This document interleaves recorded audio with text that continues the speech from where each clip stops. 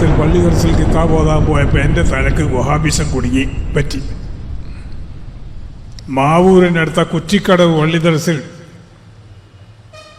മഹാനായ ഉസ്താദ് ഷേഖുന അബ്ദുള്ളക്കുട്ടി മുസ്ലിയാർ നവ്വറല്ലാഹു മർഖദ, ആ മഹാന്റെ ദർസിലാണ് ഞാൻ ആദ്യം ഓതാൻ പോയത്. ആ ശിഷ്യത്വം എനിക്ക് വളരെ ഫലം ചെയ്യും. ആ മഹാന്റെ പ്രാർത്ഥന കൊണ്ടാകും എനിക്ക് തിരിച്ചു വരാൻ ഭാഗ്യം ലഭിച്ചത് എന്നുകൂടി ഞാൻ വിശ്വസിക്കും. മഖദൂമിയാണ്, തിരൂരങ്ങാടി സ്വദേശിയാണ്. പേര് കേട്ട താനൂര് ശൈഖിൻ്റെ പൗത്രനാണ്.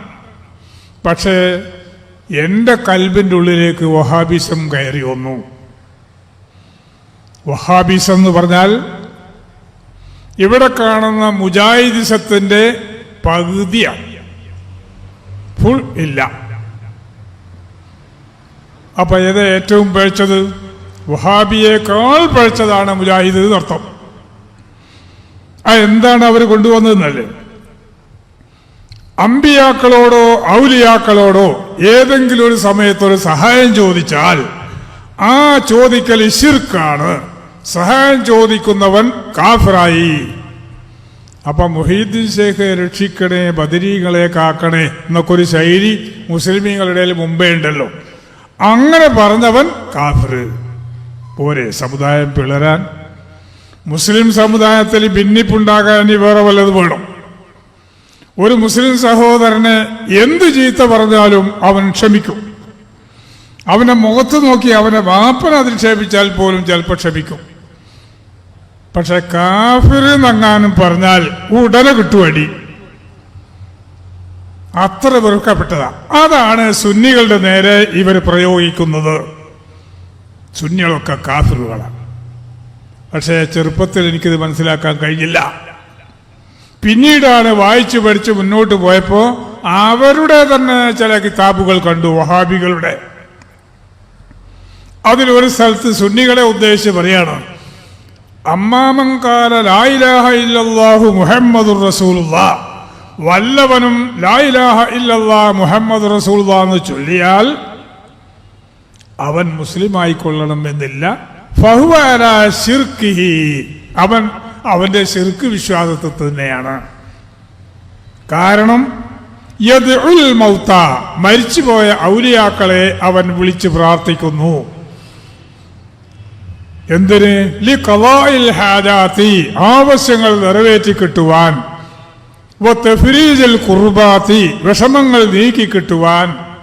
ഇങ്ങനെ വിളിക്കുന്ന ഇവൻ ഫഹുവ കാഫിറുൻ മുശ്രികുൻ ഹലാലുദ്ദമി വൽ മാലി, ഹലാലുദ്ദമി, ഇവൻ കാഫിറുമാണ്, മുശ്രിക്കുമാണ്. അവനെ കൊല്ലൽ അനുവദനീയമാണ്, അവന്റെ സ്വത്ത് കവർന്നെടുക്കൽ ജായിസാണ്. വഇൻ സല്ലാ, ഇവൻ നിസ്കരിക്കുന്നുണ്ടെങ്കിലും ശരി, വസാമ, നോമ്പെടുക്കുന്നുണ്ടെങ്കിലും ശരി, വസഅമ അന്നഹു മുസ്ലിമുൻ, താൻ മുസ്ലിമാണെന്ന് വാദിക്കുന്നുണ്ടെങ്കിലും ശരി. അപ്പോഴാണ് വഹാബിസത്തിന്റെ കട്ടി ശരിക്കും മനസ്സിലായത്. അപ്പോഴേക്ക് എൻ്റെ കൊല്ലം 36 പോയി. 15-ാം വയസ്സിൽ വഹാബിയ, 51-ാം വയസ്സിലാണ് തിരിച്ചു വരാൻ കഴിഞ്ഞത്. തിരിച്ചു വന്നിട്ട് 25, എല്ലാം കൂടി വയസ്സൊരു 76 കഴിഞ്ഞു.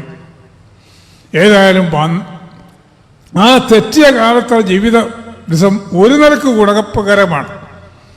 എന്താ, അതിൻ്റെ ഉള്ളറകളൊക്കെ വേണ്ട പോലെ കണ്ടറിയാനും അവരുടെ മനോഭാവം മനസ്സിലാക്കാനും സാധിച്ചു.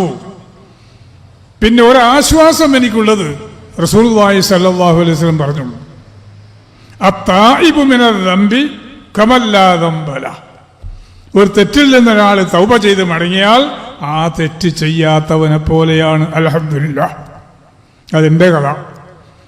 അപ്പോൾ നിങ്ങൾ ചിന്തിച്ചു നോക്കണം, ഈ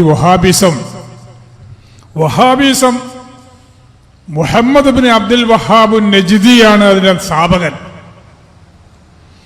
അയാൾ ഇതുപോലെ പണ്ട് സുന്നി ഉസ്താദന്മാരുടെ അടുക്കൽ ഓതിപ്പടിച്ച ആളാണ്. കുറെ കഴിഞ്ഞപ്പോഴാണ് ഈ പുതിയ ബുദ്ധി വന്നത് അയാൾക്ക്, വഹാബിസത്തിന്റെ. അങ്ങനെ അയാൾ ഒരു പാർട്ടി ഉണ്ടാക്കി, സുന്നികളെ കാഫിറാക്കി. എന്ന് മാത്രമല്ല ആയുധമെടുത്ത് സുന്നികളെ ആക്രമിക്കാനും കൊല്ലാനും. അപ്പൊ സുന്നികൾ വെറുതെ ഇരിക്കുമോ?